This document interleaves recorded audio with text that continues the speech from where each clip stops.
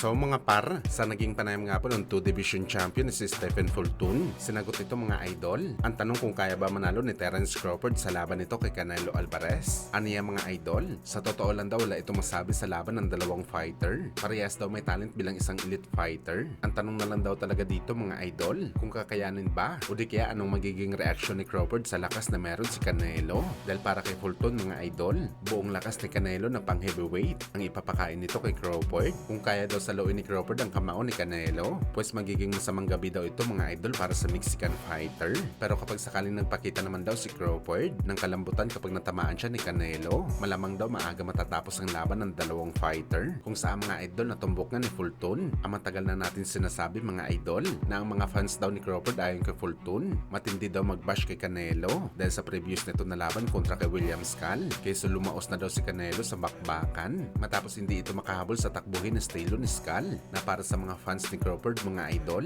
easy work na lang talaga si Canelo sa bakbakan kahit isa pa itong super middleweight. Pero parang nakalimutan yata mga idol ng fans ni Crawford ang huling laban ni Crawford na isang taon na ang nakalipas, kung saan pinahirapan siya ng maliit na fighter na meron pa lang ito 11 fights sa pro boxing. Kung babalikan natin mga idol ang laban ng dalawa, mas nakikita natin mga idol na talagang father time na dito si Crawford sa laban kung ikukumpara natin ito sa laban ni Canelo. Hindi kasi natin masasabi mga idol na lumaos na sa laban si Canelo dahil talaga nagbumukhang laos ka na fighter kung ang kalaban mo mas mabilis pa tumakbo kay Usain Bolt at walang balak makipagsabayan sa'yo sa bakbakan. Gusto lang talaga makasurvive sa bakbakan para makakuha ng paycheck. Kaya abangan na lang natin to mga idol.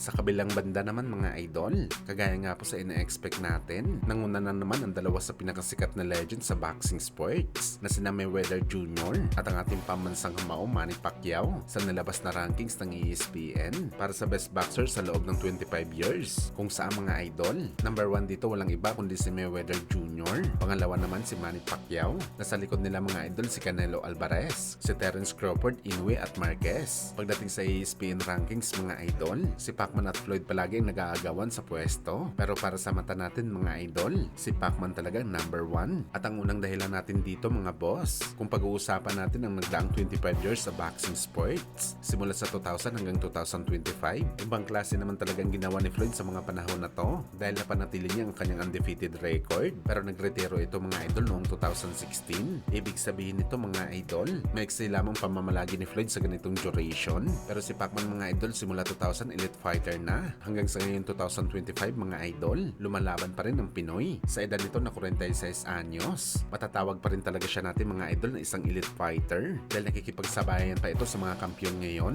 Pangalawang rason mga idol, mas maraming record na tinala si Pacman sa lahat ng mga boxer. Mga record kung imaginein mo mga idol, imposible talaga ma-break na. Una yung pinakamatandang welterweight champion, pangalawa 5 division lineal champion na inahalin tulad ngayon sa undisputed, pangatlo 4 decade champion, at higit sa lahat mga idol ang pagiging 8 division champion nito na kahit magdaan man siguro mga idol ng 1,000 taon, hindi pa ma-break ang ganitong record ni Pacman. Bagamat ang record na to ni Boss Manny mga idol pangalawa lamang sa mata ng ESPN, at mas pinili nila si Floyd na maging number 1 na 50 wins at 0 loss na record.